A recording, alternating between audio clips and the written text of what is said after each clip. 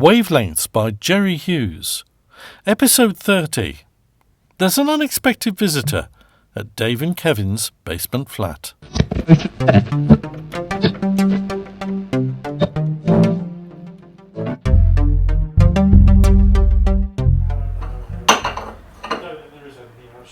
I've heard such a lot about you. Yeah, I bet you have. Did you take milk? Oh, no, thank you. Black, no sugar. Just as it comes. Oh, there you go. Hope it's okay. Thank you, Dave. It is all right, Natalie. I do know about you two. Yeah. I have filled Dave in about our relationship and about the raid on Friday evening. You have? Well, I trust Dave implicitly. We might no longer have a personal relationship, but I'd like to think we'll always be the greatest of friends. Yeah, absolutely. So, when might the pair of you expect to start living together then? I must admit I'm rather thrown on two counts. Oh, don't worry. Look, I don't expect you realise that Dave and I had agreed to go our separate ways, Natalie. Besides, he's got a new boyfriend, hasn't you? Oh, Dave, that's fantastic. Oh, well, still early days. Richard and I are only just getting to know each other. Ah, yeah. And I can certainly vouch for that. Kev, please. Oh, I am so delighted for you. And I hope you won't think too ill of me for taking Kevin away from you.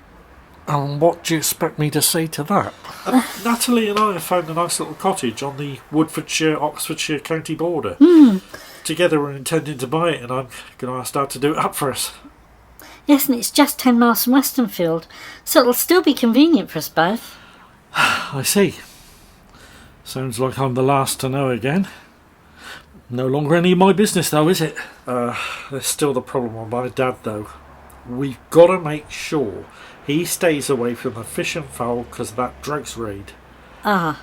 If he ends up in prison too, none of us will get any help with building problems. Was that call just now from your mum, Kev? Yeah. And what's the verdict?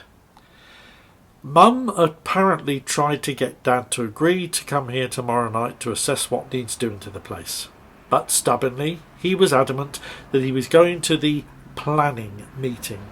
Do you reckon you might be able to do something about it? Oh, I've no idea, Dave. It's going to take a blessed miracle to keep him away from that lot tomorrow night.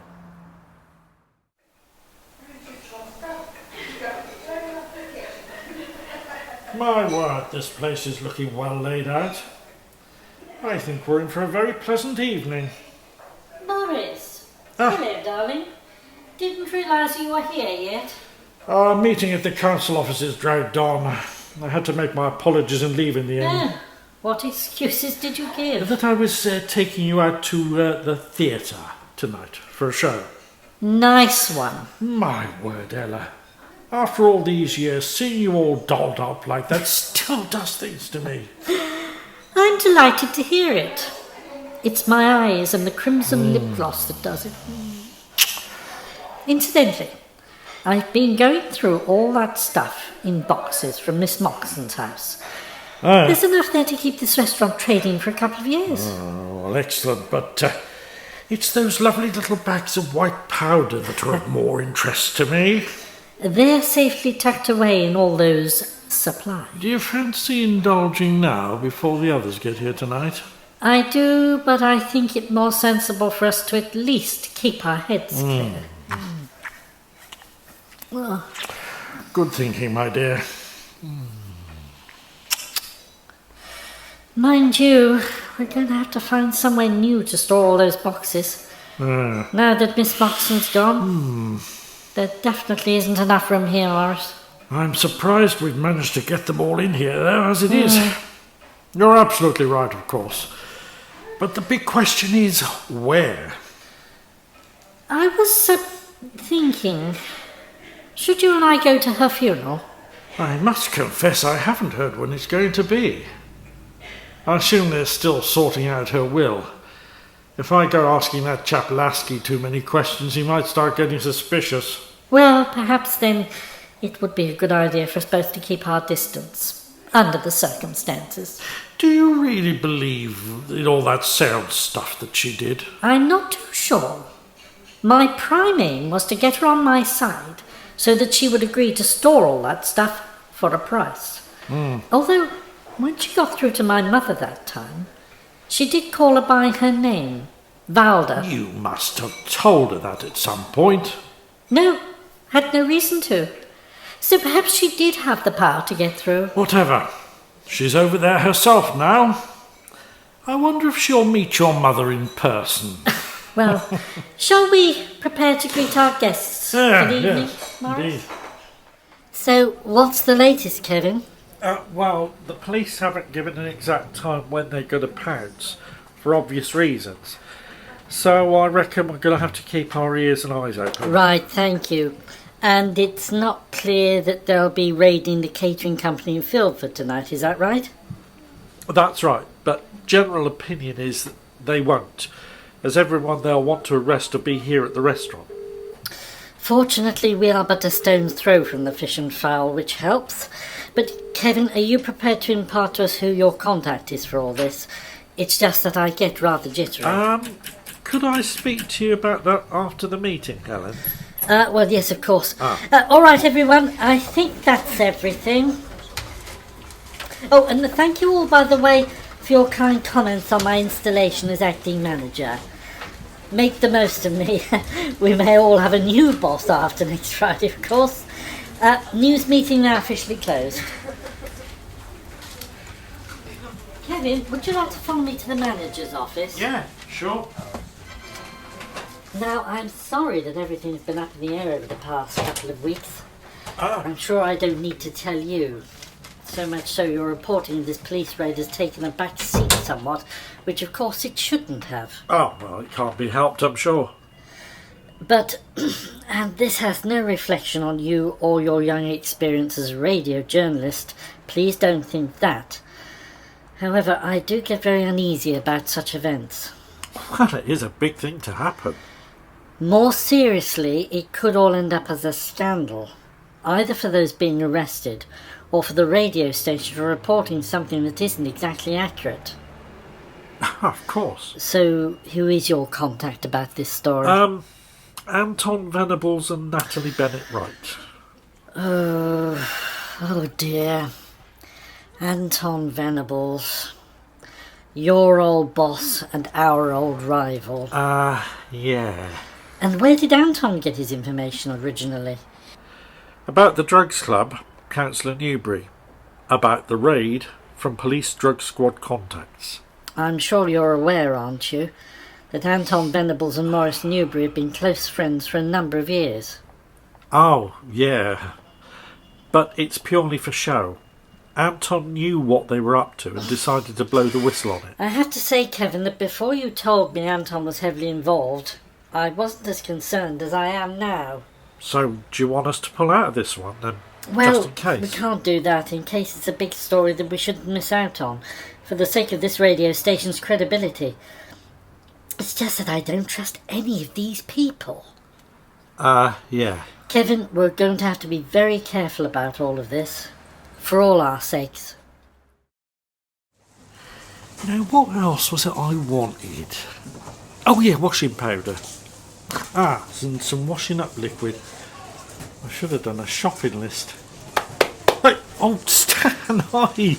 How you doing, mate? Okay, thanks, Dave. I did just pop into the brewery because I was hoping to see you. They said you was on your lunch break. Lucky I found you in here just by chance. Oh, well, is there something wrong? No, not at all. I just received a phone call from the solicitor to confirm that probate on Mirabelle's will has been finally granted.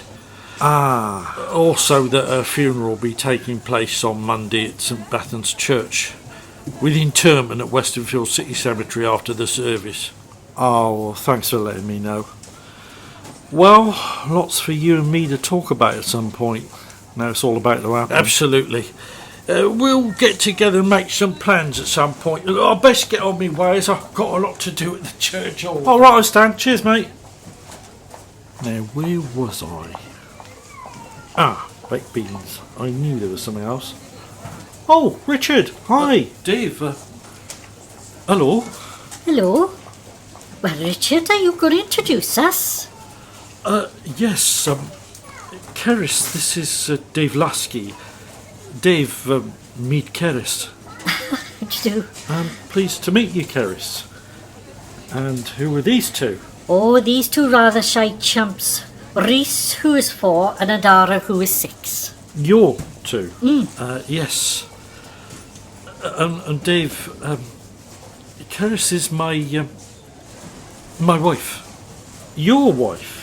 Lovely meeting you. Sorry, gotta go. Come on, Richard, or the shopping will never get done with it. Dave, look, I'll be in touch.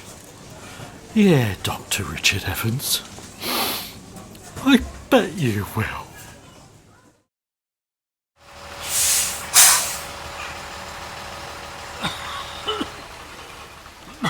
Lionel, you're back early. I'm coming down with something, Jan. Won't be surprised if I've got this flu bug that's going around. Oh, no. Them people I've been doing work for at Knightsford have all gone down with it. Oh, good job you've come home. Here, let me help you off with your jacket. Have you taken anything? I stopped off and got some ibuprofen tablets. I'll take a couple and stay in the warm. Here, let me take your boots off. So, does this mean that you've got to go back to Knightsford at some point to complete the job?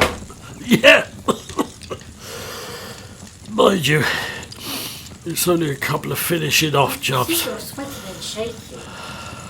I reckon you should go straight off to bed. Yeah, I reckon you're right. I ain't felt this weak and nosy for years. Right, get yourself off. I'll bring you a drink, then you can take those tablets. Thanks. It's doubtful you'll be going to Westonfield tonight, then. Didn't you have that council planning meeting to go to? No, I ain't going anywhere. The way I'm feeling right in this minute. That's amazing. I can't believe what you're telling me, Mum. Well, look, take care of yourself too. I don't want you going down with it. I wish Dad well, but I never thought I'd be so pleased to hear that he's going down with the flu. Thanks, Mum. Speak soon. Take care. Dave! I just do not believe it. You know, I said to you that we needed a miracle to happen to keep Dad away from tonight's so-called meeting. Oh, yeah? Well, that was Mum. To say that Dad came home early from his job at Knightsford. He's got down with this flu bug and is very rough with it. Oh, right. I mean, how spooky is that? Yeah. That's amazing, Kev. Yeah. You're not going down with it too, are you? It's just that you're very quiet and very red-eyed. Bit like you've been crying. I have been crying. Well, not about me and Natalie, I hope. Well, I admit, I do feel rather sad about you and me. I just saw Richard Evans in the supermarket. Well then, shouldn't you be really happy? I was happy. Until he introduced me to his wife and kids. He's married? Yes. To a woman? Yes. He's married to a woman with 2 kids. Oh, well, Dave. I really don't honestly know what to say. There's nothing you can say. Well, look, to try and take my mind off it all, I was wondering if you'd still like some help next week.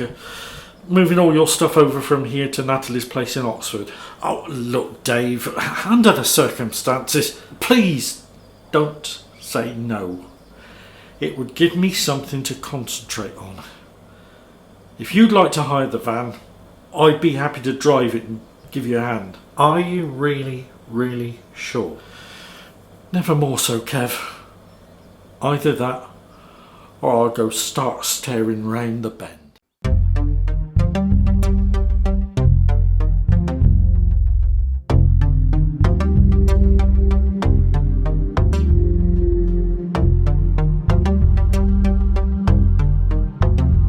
Wavelengths is written and performed by Jerry Hughes. The music is by Gary Dawes.